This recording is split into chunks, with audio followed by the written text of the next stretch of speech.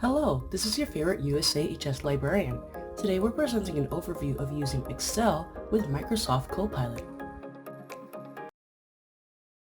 With the help of Copilot, we can easily import data from various formats, highlight, sort, and filter your data, generate and understand formulas, and ask Copilot to show insights, such as charts, pivot tables, summaries, trends, or outliers.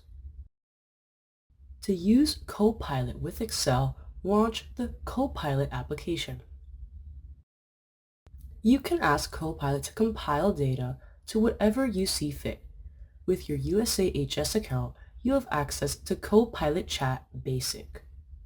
If you have a traditional one-time purchase version or perpetual license for Microsoft Office, Copilot will not be compatible with this version of Office. We're going to type out this prompt as an example. Create an Excel file with 3 columns and 9 rows.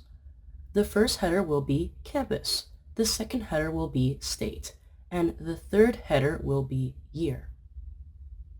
After that, Copilot will create the table for you. So, to have Copilot accurately interpret the information we provide, we need to format it as an Excel table or as a supported data range of cells.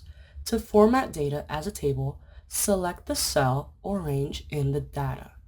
Select Home, then Format as Table. In the Format as Table dialog box, select the checked box next to My Table as Headers if you want the first row of the range to be the header row. Select OK. To keep the data as a supporting range, you need to make sure the following requirements are met. Only one header row. Headers are on columns, not rows. No blank headers. Data is formatted in a consistent way. No subtotals.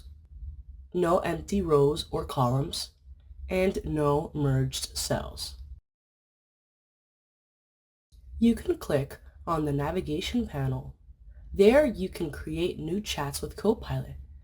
Access any of the AI agents such as Idea Coach, Researcher, Career Coach, etc.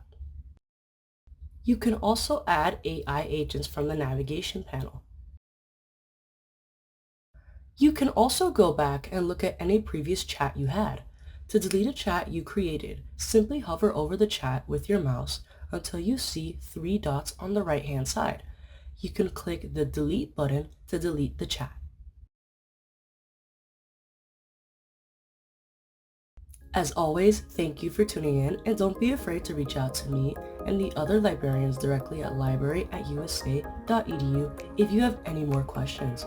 Good luck with your research and have a wonderful day.